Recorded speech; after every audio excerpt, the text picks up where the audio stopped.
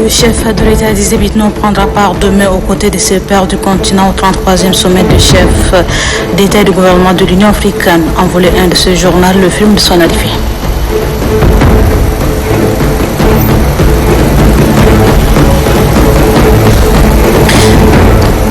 Juste après son arrivée, le président de la République a présidé le sommet du 29e forum du mécanisme africain d'évaluation par le père Mayeb. Le chef de l'État, dont le mandat est arrivé à terme, a passé les témoins à son homologue sud-africain.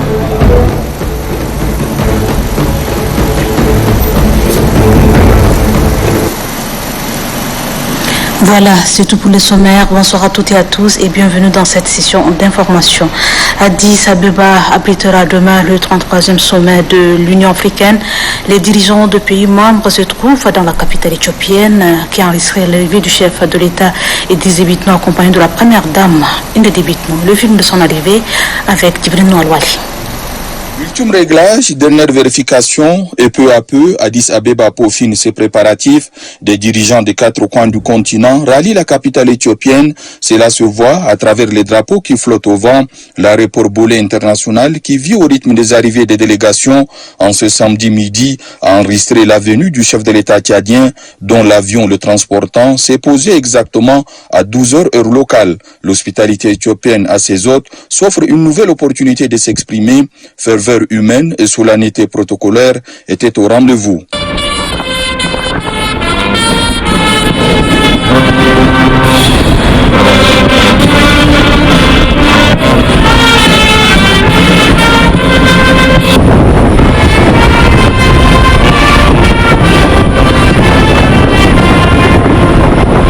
En tête des personnalités venues souhaiter la bienvenue au couple présidentiel, de hauts responsables du gouvernement fédéral éthiopien et de la Commission de l'Union africaine. Côté tchadien, la chaleur du bercail est portée au couple présidentiel par l'ambassadeur du Tchad à Addis Abeba, Fadlassid Ali Nafa, et les membres de l'importante suite officielle qui a participé aux différents segments des travaux préparatoires composés des ministres et de proches collaborateurs du chef de l'État, ainsi que le staff de la représentation diplomatique tchadienne à Addis Abeba.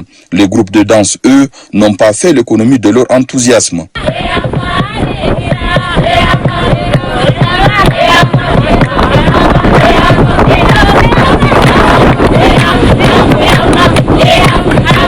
Un spectacle grandeur nature offert au couple présidentiel qui, non sans avoir fait de politesse, a pris congé au salon d'honneur. Puis le cortège quitte au rythme des sirènes le pavillon présidentiel de l'aéroport, destination l'ambassade du Tchad à Addis Abeba. Dans les rues menant à la représentation diplomatique tchadienne, un air de propriété et de calme se dégage, comme pour distiller aux personnalités et aux délégués le parfum d'hospitalité de la cité capitale. La communauté tchadienne vivant en Éthiopie qui n'a pu accéder à l'aéroport à cause des contraintes sécuritaires a pris position à l'ambassade. Hommes, femmes, enfants ont pu communier avec le chef de l'État et sa suite. Le président Idriss Déby Itno et ses pairs du continent africain vont examiner plusieurs dossiers, les uns plus importants que les autres, inscrits à l'ordre du jour de ce 33e sommet de l'Union africaine, dont le thème central est faire taire les armes et créer les conditions propices au développement de l'Afrique.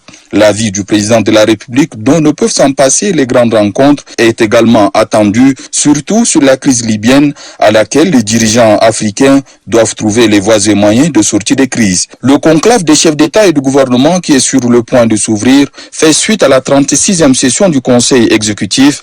En plus de la réunion statutaire, d'autres événements parallèles sont inscrits au programme du chef de l'État. Un agenda chargé à l'image de celui de la première dame Inde Déby Itno qui doit prendre part à plusieurs rencontres parmi lesquelles l'Assemblée générale de l'OBDAD, une organisation dont elle est l'une des grandes figures. Le terrorisme dans le Sahel et la crise libyenne sont les principaux enjeux du 33e sommet de l'Union africaine qui se tiendra du 9 au 10 février 2020. Le thème retenu cette année par l'organisation continentale vient une fois de plus confirmer les engagements du Tchad et de son président dans la lutte contre le terrorisme dans le Sahel et surtout la crise libyenne. Amadé Abbas. Artisan de la liberté et de la démocratie au Tchad, le président de la République, Idriss Déby Itno, incarne en lui des valeurs incontestables. Meneur d'hommes, homme d'État charismatique, Le fils de Berdoba est un leader hors pair qui a su façonner la destinée de son pays, le Tchad, et partant la sous-région qui fait face à la montée terroriste.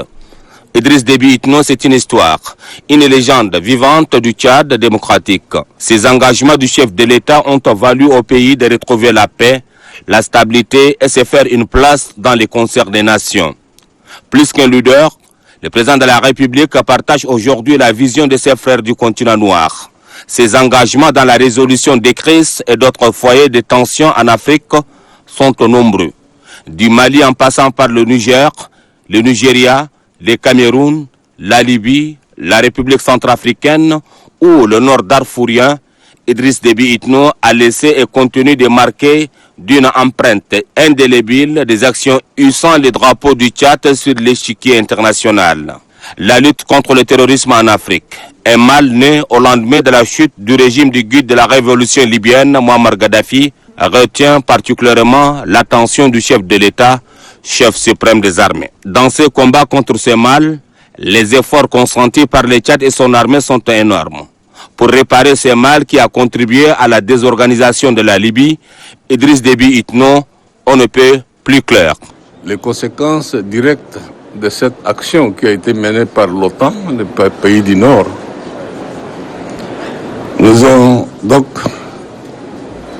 créé comme conséquence directe, qui était d'ailleurs prévisible, puisque nous avons mis en garde avant la première frappe de la Libye en son temps. On ne nous a pas écoutés. C'est là où il y a un déficit de la gouvernance mondiale. La Libye est un pays africain. On ne nous a pas demandé pour quel objectif. Mais aujourd'hui, les conséquences directes de cette action, c'est nos pays, c'est nos populations qui souffrent, nos populations qui meurent. À chaque occasion, le président tchadien n'a jamais cessé de vanter les innombrables potentialités naturelles que recèle le continent noir auprès des bailleurs. L'Afrique est riche de ses terres arables, de ses ressources en eau et de ses matières premières.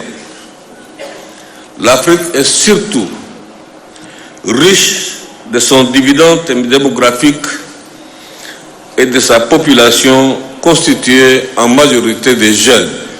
Pour le président tchadien, l'Afrique est un continent sur qui il faut compter. Un continent à impliquer dans toutes les grandes décisions internationales. Faire taire les armes, créer des conditions propices au développement de l'Afrique, tel est le thème choisi par l'Union africaine pour son 33e sommet.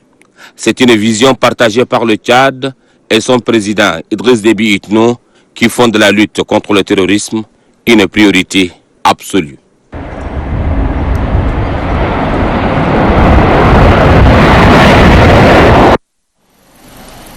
Aussitôt après son arrivée dans la capitale éthiopienne, le président de la République a présidé le sommet du 29e forum du mécanisme africain d'évaluation par le père. La plus haute instance décisionnelle du Mayeb a permis de statuer sur les travaux des experts et évaluer le chemin parcouru. Le chef de l'État dont le mandat est arrivé à terme a passé le témoin à son homologue sud-africain Cyril Ramaphosa. Les chefs d'État et de gouvernement des pays membres du mécanisme africain d'évaluation par les pairs Mayeb s'accordent un temps pour mesurer le chemin parcouru et évaluer les résultats obtenus par leurs pays respectifs grâce à ces mécanismes endogènes conçus par les Africains et pour les Africains. Le bilan de 2 dernières années dressé par le chef de l'État Idriss Déby Itno, président en exercice du Forum des chefs d'État et de gouvernement, relève d'innombrables réalisations parmi lesquelles l'intégration formelle du Mayeb à l'Union africaine réalisée avec succès en 2018, la restructuration du secrétariat continental, la révision et l'harmonisation avec les textes de l'Union africaine des statuts, du règlement intérieur et du statut du personnel du Mayeb. Le progrès économique des États et le bien-être des populations, dira le chef de l'État, passe par une une revitalisation continue du MAEP et son renforcement permanent comme outil d'alerte précoce et de prévention des conflits sur le continent, conformément à la nouvelle tâche que lui confère l'Union africaine. Raison pour laquelle le président Idriss Déby Itno lance un appel pressant aux pays membres du MAEP qui n'ont pas encore réalisé leur évaluation de le faire et aux pays non encore membres d'y adhérer. Une exhortation qui a eu un écho favorable auprès des dirigeants africains, à en juger par l'adhésion du Zimbabwe et des Seychelles, ce qui porte à 40 le nombre des pays membres. Le chef de l'État zimbabwéen et le vice-premier ministre séchellois, tout comme le président en exercice de l'Union africaine, l'Égyptien Abdel Fattah al-Sisi, ont pris la parole pour souligner le caractère historique de cette décision, estimant qu'il est temps de saisir les opportunités qu'offre le MAEP pour progresser dans un élan commun. Le président Idriss Déby Itno, qui s'est félicité du nombre atteint, a passé le témoin à son homologue Cyril Ramaphosa, le président sud-africain, à qui il a souhaité plein succès dans sa mission. Le chef de l'État Idriss Déby Itno s'est dit convaincu que sous le leadership de son successeur, l'élan des réformes entreprises sera renforcé et une nouvelle dynamique sera insufflée aux activités du MAEP. Les délibérations qui sortiront de la séance huis clos des chefs d'État et du gouvernement viendront renforcer les outils existants pouvant aider le mécanisme à mieux remplir sa mission. Revenons ici en N'Djamena, demain 9 février, le Tchad célèbre la journée nationale des lépreux. Pour cette édition 2020, le thème retenu est « La lèpre est une maladie tropicale négligée. Ne négligeons pas ceux qui en souffrent ». Occasion pour le ministre de la Santé de faire une déclaration que je vous invite à suivre. Chaque année, le dernier dimanche du mois de janvier est célébré dans tous les pays souffrant de la pandémie de la lèpre, la journée mondiale des lépreux. Pour notre pays, la journée sera célébrée en N'Djamena le 9 février 2020. Nous devons nous mobiliser tous à côté de nos frères et sœurs victimes de cette maladie. Le 9 février 2020, donc, nous devons tous montrer notre solidarité avec les personnes souffrantes de la lèpre sur toute l'étendue du territoire.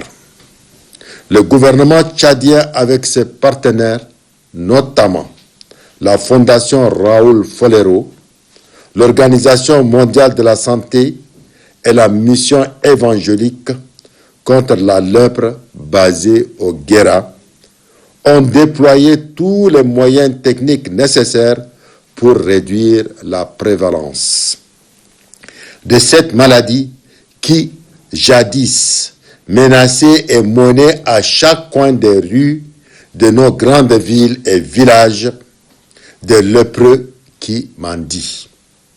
Nous tenons à remercier la Fondation Grand Cœur qui œuvre toujours aux côtés des couches vulnérables.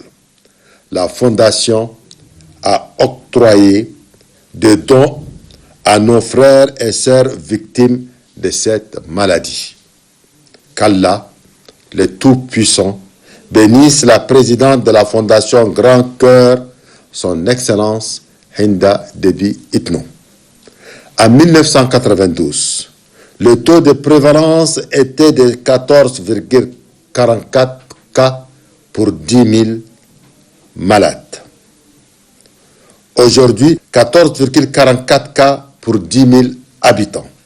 Aujourd'hui, nous sommes à 0,26 cas pour 10 000 habitants. Ce qui montre que notre pays, le Tchad, a éliminé la lèpre en tant que problème de santé publique. Pour être guéri de la lèpre, la polychimiothérapie est un médicament gratuit et très efficace. Dès la première prise, 99,99% des microbes de la lèpre sont tués et le malade lépreux n'est plus contagieux. Il peut manger et vivre avec les autres hommes sains. Aujourd'hui, avec la polychimiothérapie, la lèpre est vaincue.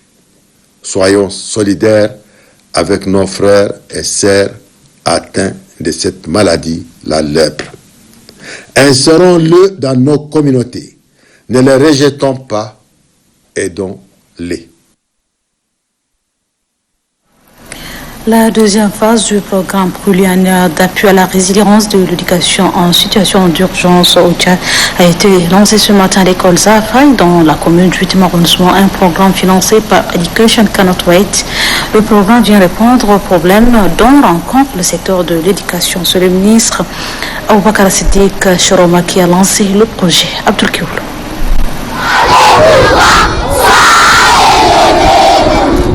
École communale Zaraf, la communion est parfaite. Education Cannot Wait vient en appui au gouvernement avec une enveloppe de 21 milliards 400 millions de nos francs. Un fonds destiné à l'amélioration de la qualité de la formation de base à travers la deuxième phase du programme pluriannuel d'appui à la résilience de l'éducation en situation d'urgence au Tchad. Accueillant le programme dans sa circonscription, la maire du 8e arrondissement, Fatime Yaya Abdoulaye, a exprimé toute sa satisfaction pour le choix porté sur l'école Zafaya pour abriter le lancement du projet. Yasmine Chérif, directrice générale d'Education Cannot Wait, partenaire financier de ce programme, a loué les efforts que fournit le gouvernement dans le système éducatif et surtout l'accueil réservé aux réfugiés, aux retournés et aux enfants déplacés internes. La représentante de l'UNICEF au Tchad a situé l'importance de ce programme qui s'étend sur une période de 2 ans. Le but de ce programme est de fournir une éducation et une formation de qualité à plus de 130 000 filles et garçons des communautés affectées par les urgences dans les provinces du Lac et du Logone oriental. Nous espérons que la mobilisation additionnelle de fonds permettra d'étendre le programme dans 3 autres provinces, à savoir le Kanem, le Mandoul et le Wadi Fira. Tout en indiquant que le gouvernement du Tchad accorde une place de choix à l'éducation, le ministre Aboubakar Siddiq Chiroma estime que ce secteur reste un vaste chantier à explorer. Nous avons commencé par imprimer de manière scolaire grâce à nos partenaires, parmi lesquels l'Education Cannot Wait. Comme vous le savez, nous sommes ici pour le lancement d'une deuxième phase d'un programme. Le premier programme a été déjà achevé. Il est un succès. La première phase a permis la construction des salles de classe, également la formation des enseignants, alphabétisation des adultes. Et le nombre est très important. Et c'est un programme qui concerne les situations d'urgence. L'UNICEF assurera la mise en œuvre de ce programme. Déjà, la représentante de la dite institution appelle à une synergie d'action pour sa réussite. La Fondation Grand Cœur a organisé une rencontre ce matin avec ses différents partenaires, le bilan des activités réalisées et l'agenda 2020 au centre de la rencontre. Gondoulaya Golona. Notre projet phare, FOPAMU, lancé l'année dernière, qui a concerné donc 2 provinces, la province Charib-Bagrimi avec 100 forages, 100 panneaux et 100 moulins, plus la province de Logone occidental avec 60 panneaux et 60 forages et moulins. Nous souhaitons le répliquer dans 4 autres provinces du Tchad en 2020. La Fondation Grand Cœur a rencontré ses différents partenaires afin de leur présenter en bref le bilan de ses activités. Cette présentation prend en compte les activités de l'année 2019 et son agenda d'activités de l'année 2020. Madame Habiba Sahoulba, secrétaire générale de la Fondation Grand Cœur, se dit satisfaite du bilan réalisé en 2019. Je tiens à relever 3 caractéristiques marquantes de ce plan qui vous sera présenté plus en détail dans quelques instants. Primo, il tire son essence de l'engagement et de la vision d'une dame au grand cœur. J'ai nommé son Excellence Madame Linda Déby Itno, première dame du Tchad, présidente de la Fondation Grand Cœur, qui œuvre au quotidien pour accompagner, soutenir et soulager les couches défavorisées, vulnérables et malades de notre pays. Secondo, il est en parfaite harmonie avec la vision 2030 que le Tchad que nous voulons, adopté par le gouvernement de la République du Tchad. Tertio, ce plan est aussi en phase avec les stratégies et plans d'action découlant des accords internationaux sur la santé, l'éducation, le développement rural, durable, l'environnement auquel le Tchad a souscrit, notamment les objectifs de développement durable ODD. Ce bilan satisfaisant est d'abord le vôtre. C'est ici le lieu de vous présenter au nom de la présidente de la Fondation Grand Cœur et de tous les membres nos très sincères remerciements et profonde gratitude pour vos dons et contributions au profit de la population tchadienne. Je prie Dieu, le miséricordieux, le tout miséricordieux, de vous le rendre au centuple. Depuis longtemps, la première dame du Tchad, Hinda Déby Itno, a su mener de manière volontariste le combat contre les inégalités sociales en portant secours et assistance aux personnes vulnérables. La Fondation, à travers son unité de prévention et de prise en charge des malformations congénitales, continue de soutenir les familles vulnérables. En 2019, plusieurs malades ont été opérés avec succès. La ministre du Commerce Djibouti a participé à la 7e réunion de coordination ministérielle des pays co-auteurs de l'initiative sectorielle en faveur du coton tenue du 27 au 29 janvier dernier à Ouagadougou, au Burkina Faso. Une rencontre qui a pour but de définir des stratégies commerciales de négociation sur le dossier coton et renforcer la compétitivité de filières cotonnières en Afrique. Dans cette perspective, les ministres et chefs de délégation ont réitéré à cette occasion leur ferme engagement pour la mise en œuvre effective et rapide du projet Route du coton. À la signature de ce communiqué, l'attaché de presse Idriss Makaïla Ahmad. La corruption et le Tchad que nous voulons d'ici 2030. Le thème a fait l'objet d'une conférence de débat. Un thème qui vise à sensibiliser le grand public sur le danger que représente ce phénomène pour un Tchad émergent tel que voulu par les plus hautes autorités du pays. La Tchadbe, Papa Médésiri. C'est un panel constitué d'éminents orateurs qui a fait face au public. Il s'agit de Kaman Bedaou Oumar, démographe et consultant indépendant, Dr Mamad Fouda Djourab, sociologue et enseignant-chercheur à l'université de N'Djamena, Maître Nomai Clarisse, avocate à la Cour, et Djimassal Olivier, conseiller au ministère de la Jeunesse. Abordant le sujet, le premier conférencier, Kaman Bedaou Oumar, a relevé que le phénomène de la corruption a pris corps avec les différents événements qu'a connus le pays. Pour lui, la corruption a favorisé d'autres activités criminelles, le terrorisme et le trafic des humains. Le deuxième intervenant, Djimassal Olivier, a axé sa communication sur la corruption en milieu jeune. Il a relevé que certains comportements malsains peuvent favoriser le développement de la corruption chez les jeunes. Il cite entre autres le raté de l'éducation de base, le civisme, l'analphabétisme et bien d'autres. Et comme solution, le conférencier propose une prise de conscience collective pour pouvoir construire un Tchad émergent d'ici 2030. Maître Nomai Clarisse, quant à elle, s'est apaisantie sur la corruption en milieu judiciaire. Elle souligne que chaque acteur de la société est interpellé, car la question est liée à un problème à la base. Maître Nomai Clarisse pense qu'une indépendance réelle du pouvoir judiciaire, un conseil supérieur de la magistrature et surtout le renforcement des capacités sont entre autres les atouts pour restaurer le blason d'une justice respectée et respectable au Tchad. Le dernier point abordé par Dr Mamad Fouda Djourab est l'influence du politique dans le cadre éducatif. Le conférencier précise que ces pratiques n'aident pas le système éducatif à bien fonctionner. C'est pourquoi insiste-t-il que le politique doit prendre conscience afin de faire de la jeunesse l'avenir de demain. À la question de l'assistance, comment faire pour réduire le phénomène de la corruption au Tchad, les panélistes estiment qu'une campagne de sensibilisation de masse s'impose.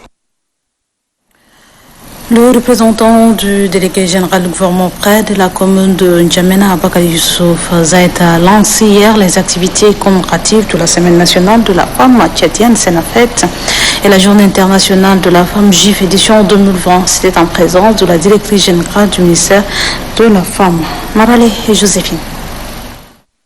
Ce sont toutes les sensibilités qui se sont retrouvées à ce lancement officiel des activités de la Senafed, couplées à celle de la Journée internationale de la femme édition 2020. Cette première rencontre interpelle les femmes et surtout les invite à s'engager véritablement pour la réussite de cet événement les concernant. À cet effet, des commissions comme à l'accoutumée sont mises en place.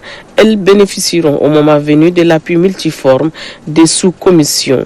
Toute une semaine, les femmes mèneront des réflexions assez pointues sur des sujets qui entravent leur épanouissement, à dégager les responsabilités et proposer des solutions appropriées. La deuxième maire adjointe de la ville de N'Djamena s'est réjouie de la sortie massive des femmes venues des différents arrondissements de la ville de N'Djamena pour assister à cet événement. Cette journée du 8 mars, choisie par l'Organisation des Nations Unies, permet d'assurer un suivi progressif de l'amélioration de la condition de la femme et surtout de mesurer son implication dans la gestion des choses publiques.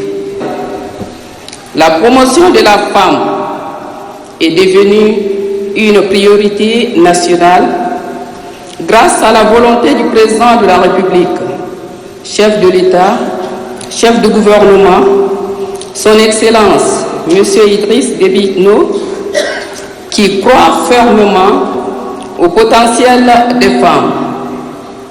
Notre sœur, la première dame, Mme Hinda Déby Itno, nous soutient également et ne cesse de nous inviter à nous impliquer davantage dans la gestion de notre pays. Le représentant du délégué général du gouvernement auprès de la commune de N'Djamena, par ailleurs, président provincial du comité d'organisation de la CENAFED, Journée internationale de la femme, annonce que le thème retenu cette année est d'actualité. Pour l'émancipation et la promotion du genre, le thème principal pour la commémoration de la CENAFED de cette année est genre, enjeux et perspectives. C'est un thème d'actualité avec des sous-thèmes qui seront développés dans les 10 communes de la province de N'Djamena. Abakar Youssouf Zeid demande aux responsables des commissions de déposer dans un délai raisonnable leur programme de travail ainsi que le budget prévisionnel afin de prendre des dispositions qui s'imposent. Les membres du bureau politique national du MPS du Bata-Ouest ont organisé une cérémonie ce matin. À travers cette cérémonie, Samir Al-Khali Mamad, membre du BPN, a échangé avec les militantes et militants du département afin de les mobiliser en vue de prochaines échéances électorales. Youssouf Abdourman, Alikat.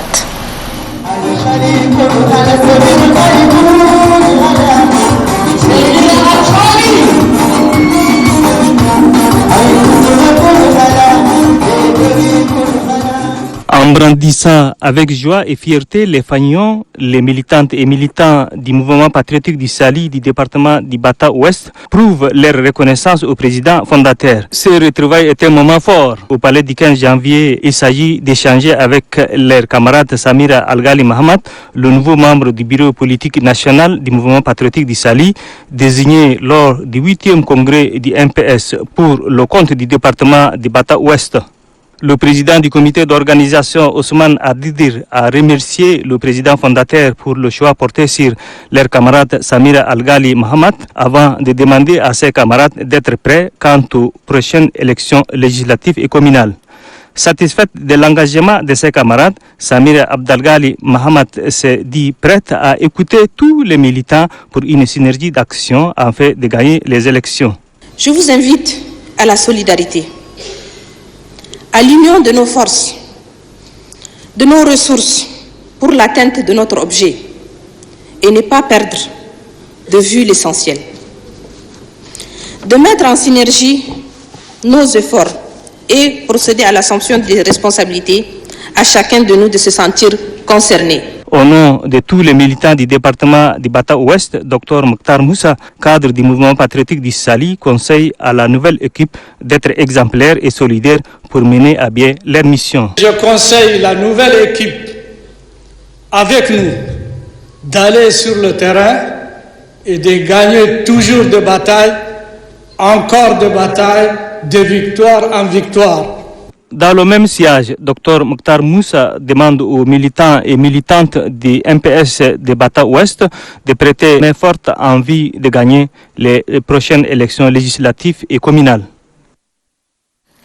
La mission de la délégation du MPS dans le département de la Kabia, conduite par Dr Araridi Kone, se poursuit. La mission s'est rendue dans la sous-préfecture de Berem pour la grande messe de ralliement de partis politiques au MPS. Voilà, M. Amener les populations à épouser les idéaux du mouvement patriotique du salut, c'est à quoi s'attelle la délégation conduite par Dr Araridi Kone dans le département de la Kabia. Dans la sous-préfecture de Berem, notamment au village de Gom 2 et le canton Koumou, les militantes et militants des partis politiques, à savoir CAPSUR, PDPT, RNDT Le Réveil et l'UNDR, quittent leur navire politique pour regagner le mouvement patriotique du salut. Selon les différents orateurs, ces ralliements massifs au mouvement patriotique du salut témoignent que le programme politique du MPS, sous la conduite éclairée de son président fondateur, Idriss Déby Itno, est la solution au développement socio-économique du Tchad.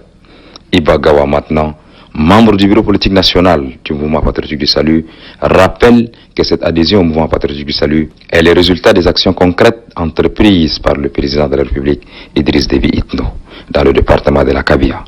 Très ému de la confiance placée au président fondateur du mouvement patriotique du salut, Dr Araridi Kone rassure ses nouveaux camarades que le président de la République, Idriss Déby Itno, a mis le développement socio-économique du Tchad en général et celui du département de la Kabia dans le programme politique du mouvement patriotique du salut. Dr Araridi Kone invite par ailleurs les parents à envoyer les enfants à l'école, surtout les filles. Pour lui, le président de la République, Idriss Déby Itno, et la première dame font de la valorisation de la femme leur priorité. Le MPS, c'est un parti de développement, un parti qui pose des actes concrets, qui a fait l'école, elle a le diplôme, elle ne va jamais chômer. Envoyez vos filles à l'école pour que les filles soient aussi des responsables. Envoyez vos filles à l'école. Il faut que vous ayez des filles bagagées qui ont des diplômes pour occuper de gros postes. On a déjà les femmes. Notre préfet, c'est une dame. Elle a fait l'école. On a des femmes gouverneurs, on a des femmes ministres. Donc, envoyez vos filles à l'école. Le chef de la mission, Dr Araridi Kone, rassure que toutes les déloyances seront prises en compte, car sa formation politique est toujours à l'écoute de la population.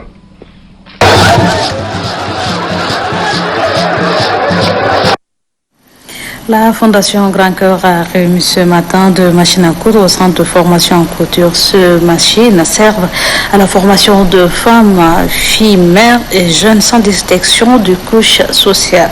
La cérémonie de réception a été présidée par le gouverneur de la province du Maïkébi-Ouest, Adoum Forté Amadou. La Fondation Grand Cœur équipe le centre de formation professionnelle en couture du département de Lac-Léré des matériaux de travail. 15 machines à coudre et une machine à broderie, c'est l'appui de cette organisation. Le dit centre équipé est destiné à la formation des femmes, des filles mères et des jeunes. Un geste apprécié par la représentante des bénéficiaires. Que son Excellence Idriss Déby Itno, en sa qualité de garant de la paix sociale, reçoive ici les remerciements des femmes du Maïkébi-Ouest qui sont persuadées de sa bonne volonté de porter secours à la femme par l'entremise de la première dame. Oui, des machines offertes. Leur utilisation à bon escient, c'est aussi la préoccupation de la Fondation Grand Cœur. Ces frais symboliques, ça permet quand même au centre de prendre en charge les machines qui sont là. Et puis, ça va être sous la coupe du préfet et de notre point focal. Le gouverneur de la province du Maïkébi-Ouest, Adoum Forté Amadou, souligne de son côté que la première dame Inda Déby Itno est toujours très sensible à la question de l'autonomisation des femmes, raison pour laquelle les femmes sollicitent sa présence dans le département. Les femmes de Lac-Léré veulent voir la première dame à Léré pour fêter avec elle. C'est le message des femmes du département de Lac-Léré, vous devrez transmettre fidèlement à son Excellence Inda Déby Itno, première dame du Tchad, présidente fondatrice de la Fondation Grand Cœur. Le centre de formation en couture sert dès à présent à la formation de toutes les couches de la société, sans distinction de clans, de religions ainsi que de l'appartenance politique. Nous restions ce matin dans la commune du 4e arrondissement du centre de santé d'Arachifa. C'est le représentant du ministre qui a présidé la cérémonie. Mohamed Suleiman. La population de la commune du 4e arrondissement bénéficie d'une nouvelle structure sanitaire. Il s'agit du centre de santé d'Arachifa. Ce centre vient d'être officiellement inauguré. Sa création est à mettre à l'actif de l'organisation non gouvernementale Action pour la promotion du développement durable. Étant une ONG, son champ d'action va s'élargir et permettra de toucher plus de personnes vulnérables. C'est dans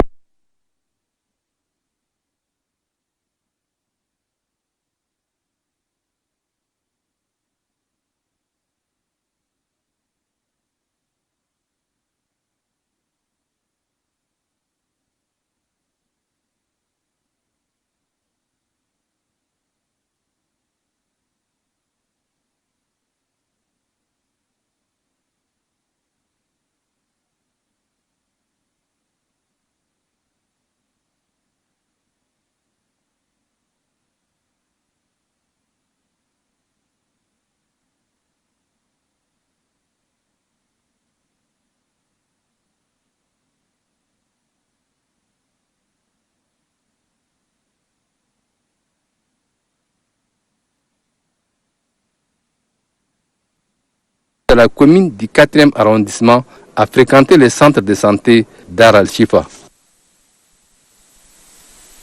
Médiatique de la plateforme Tchad d'abord, à travers un point de presse, la plateforme exprime son soutien au peuple chinois et appelle à la vigilance du peuple tchadien face à l'épidémie de coronavirus. Suivez. La plateforme Le Tchad d'abord exprime sa profonde solidarité aux Tchadiens vivant en Chine en général et ceux vivant à Yuan en particulier suite au déclenchement de l'épidémie liée au coronavirus. Cette situation aussi grave qu'imprévue mérite une attention particulière de la part des autorités tchadiennes et chinoises. D'emblée, il y a lieu de saluer les autorités chinoises et tchadiennes pour les dispositions prises pour venir en aide aux étudiants vivant à Yuan.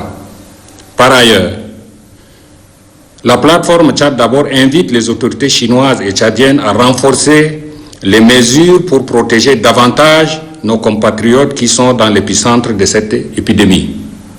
Enfin, la plateforme Le Tchad d'abord invite les Tchadiens et les Tchadiennes d'observer scrupuleusement les consignes d'hygiène et les précautions proposées par le ministère de la Santé publique pour éviter plusieurs maladies, y compris le coronavirus.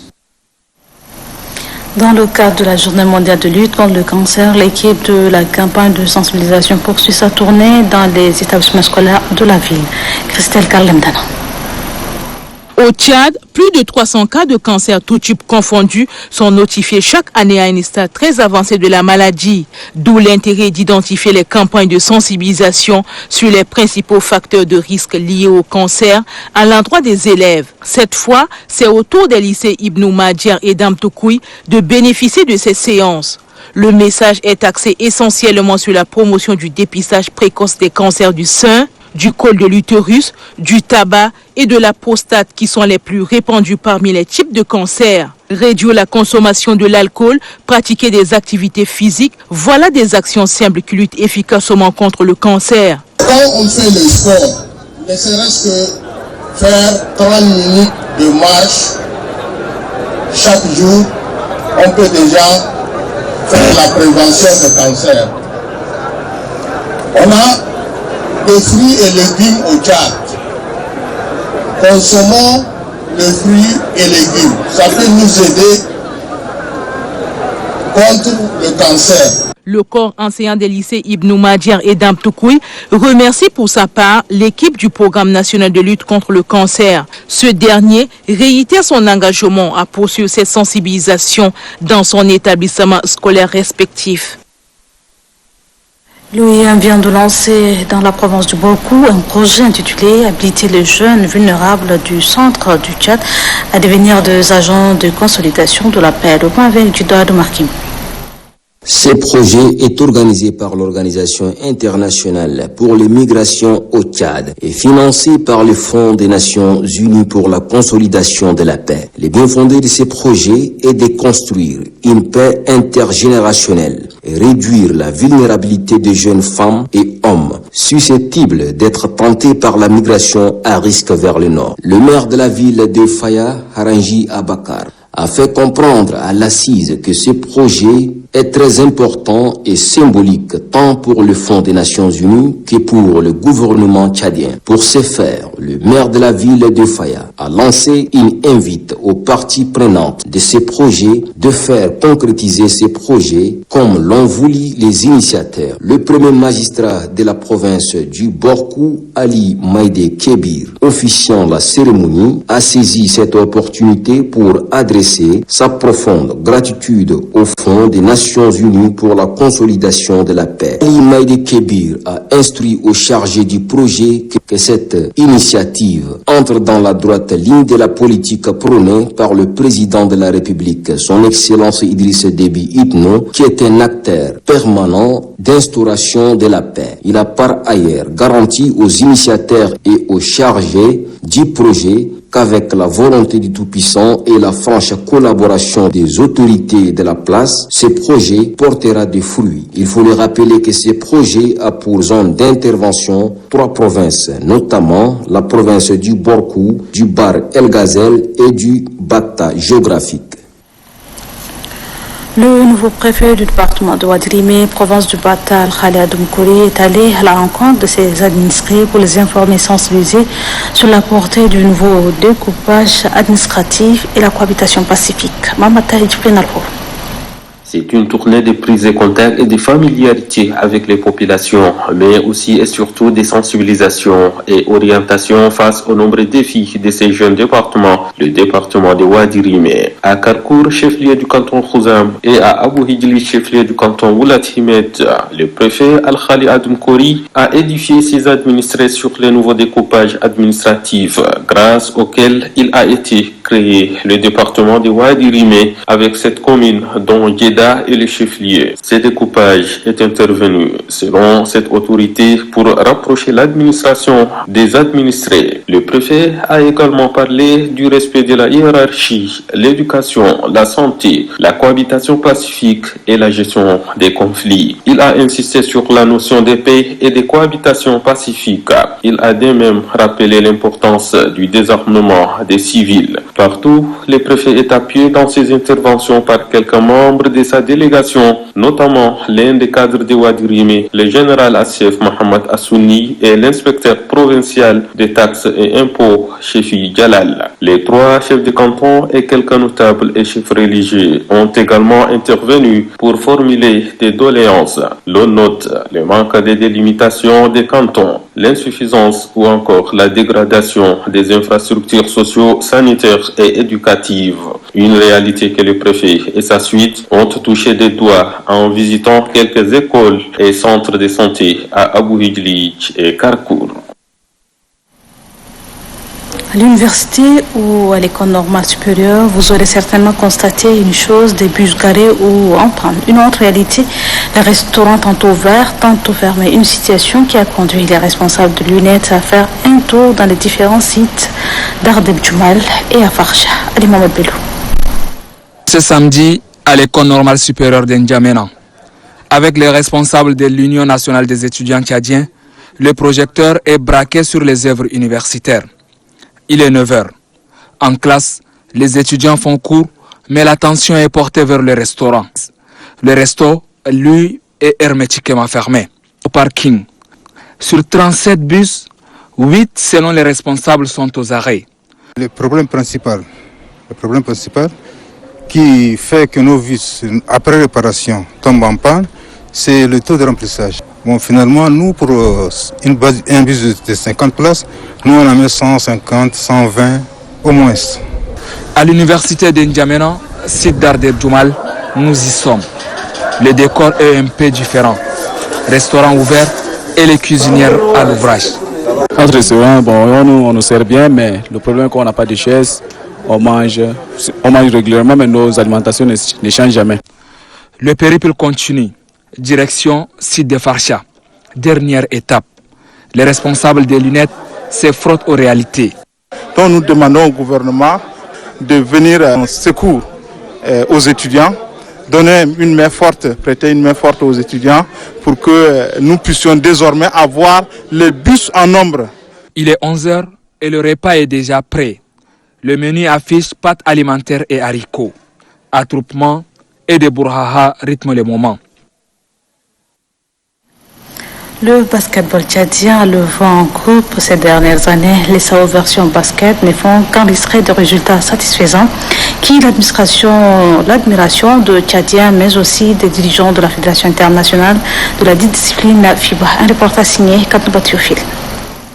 Avec 2 participations en phase finale de l'Afro-Basketball et une autre à l'Afro-CAN, la toute nouvelle compétition de la FIBA Afrique, le basketball a une cote de popularité inégalée dans le milieu sportif tchadien. L'équipe de basket nationale a fait toute une fierté et on ne fait que parler de basket à toutes sorties, dans toutes les compétitions et tout. Donc on est que fiers. Donc étant jeune, on suit les réseaux sociaux et tout, et on suivait les matchs et tout.